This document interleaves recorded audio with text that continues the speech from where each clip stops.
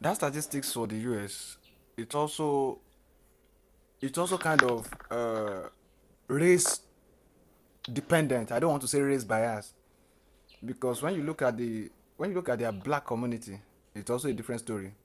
Even though a lot of them are coming up, right?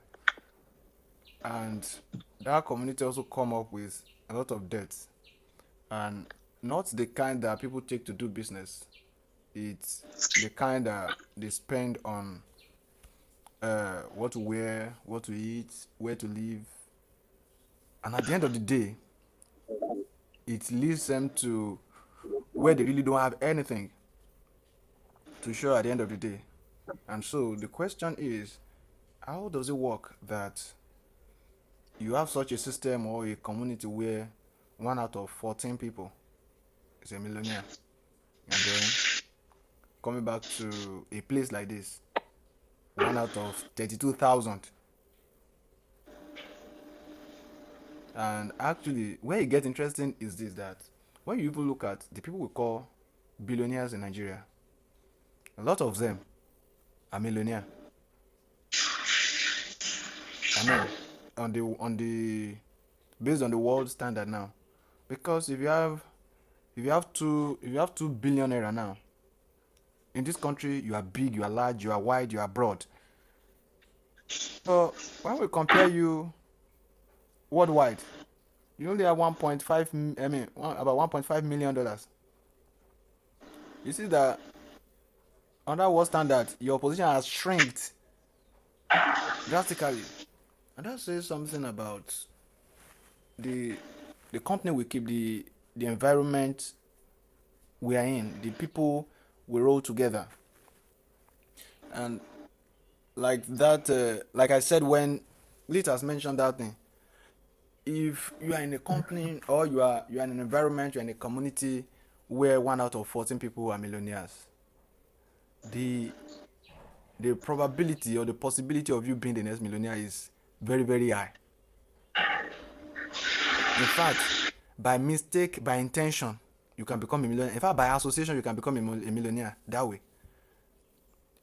And I mean that in a case where you don't necessarily have to work too much, also hard, or be looking for what is not lost, just by going with them to do what they do, just by following their footsteps, by setting up the things they set up, before you know it, you're a millionaire. And then, in an environment like this, even if you are the millionaire, if care is not taken, before you know it, you become like the majority of people around. Because eventually, we are going to rub on each other. Seriously, we're going to rub on each other. The if we have sound mind, if we know how to make money, if we are intelligent, and we roll together every time, it's only a matter of time before it begins to show on other person's life. Just the way almost everybody here know 1 or 2 things about crypto. Just the way everybody has made one money or another from crypto. It didn't come because we all want to do crypto. It came by association because one person was doing crypto, then the other person came and joined. So 2 people are doing crypto, then one person came and joined.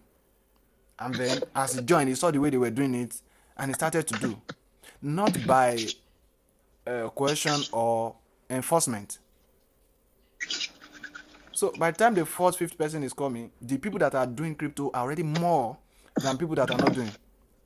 And so it always trickles down. It will always rub on each other, and that's how we help each other do what we want to do. So for what it is, if everybody takes life serious, in fact, before I even go there, if as we're here, if we all believe we should care for our parents, for instance, now, oh, they're my parents, I'm supposed to care for them, and out of say 10 of us, 9 of us believe that thing and we are doing it, and there's one person who is saying no, they don't mean anything to me and stuff like that, it's only a matter of time without anybody really preaching to that person before that person changes, before you start to emulate, before you start to care for them. And it goes like that. If you are academically inclined, say you're a group of 10, a group of 5, a group of 15, all of you are academically inclined, and you have somebody who is saying, it's business I want to do, it's business I'm doing. Even while it's not letting go of that business, it's only a matter of time before you begin to see that person start taking some courses. Small thing, you start thinking of doing a master's degree. Small thing, you start to think of doing a PhD and stuff like that. I'm saying that our community plays a major role in our formation, in our becoming. We don't become anything exactly important or outstanding in isolation.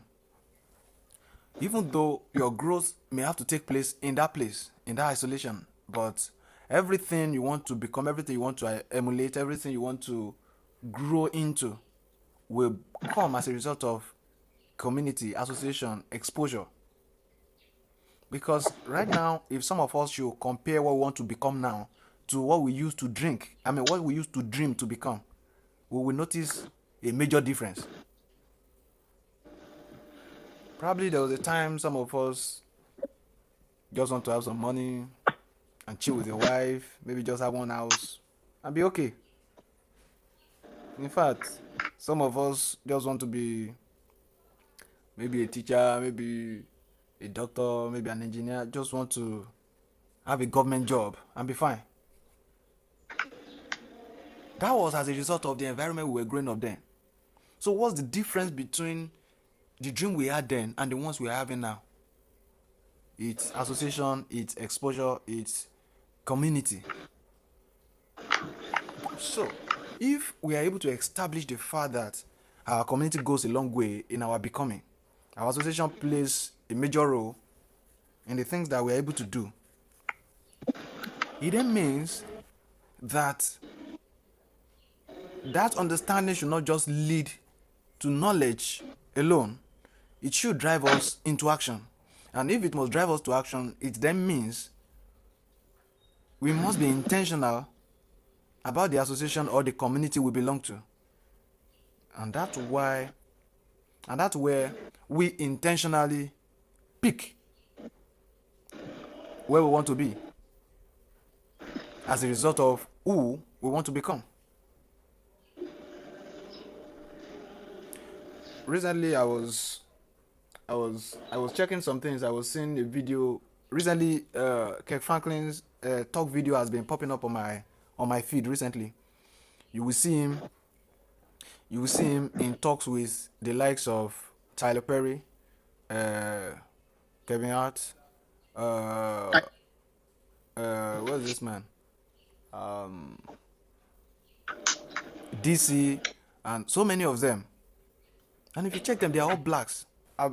Some of their feed has been coming up recently, and you look at it, and what do you see? You just see how they start to help each other when they share the story, how they've struggled individually, and that's why it took some of them to actually break through.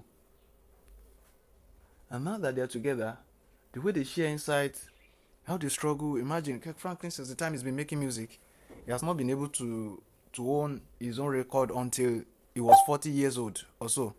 So that was about 20 or 25 years of just making record for the record label, because of the agreement he signed ignorantly, right? And that's what community do. When you are taking a particular step and people are aware, people in your community, those who know better will help you become. And that's where it gets better.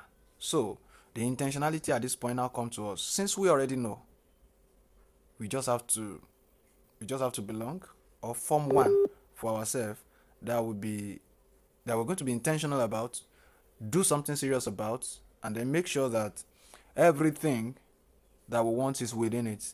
So if you're looking to be financially buoyant, independent, free, and stuff like that, then it goes on to say you have to relate and be in association with people who understand finances very well.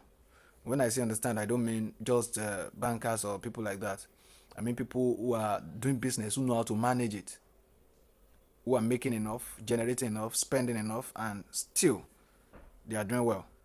And if you're looking to do business well, gain new market and stuff like that, you need to belong to the group of business people. You want to be academically, you want to do well academically, then you also have to relate with those people. So what I'm saying in essence is the need for us to actually intentionally look out for our environment, for the association we belong. And that way, we can become all that is needed, all that is necessary, all that we want to be within the shortest time possible, while we are able to retain everything we make within that community. So I hope that makes sense to somebody this morning. So our statistic can also be that out of the 10 of them that work together, all of them are millionaires. All of them own a multinational business. All of them. So the story can continue like that. And it shouldn't be that we are 10, we are 15, and there is only one person who knows how to do life well, right? So, I'm saying it to us. And an interesting thing about data is that it doesn't lie except you put lie in it, right? So, if it has been proven by data, by statistics, that by association we can thrive and do well, then it only makes sense that we find the right one for us to belong and then make sure we thrive through it. I hope that's helpful to somebody. Thank you for coming to my TED Talk. So, in short, like this now, now that I know that Avida and Glitters, they are both millionaires, how do you want to help my life? Let's talk about that now. On It doesn't work like that by saying how do we want to help your life. The question is what is your problem? So when you know your problem, then we will know where to problem is help that you. We cannot problem is that transfer we cannot transfer we cannot transfer millions into your account. you Neither can I said to you can. neither can we transfer the mindset into your brain. But if you're ready to embrace it, we'll show you step by step how things work, and then we all are good to go.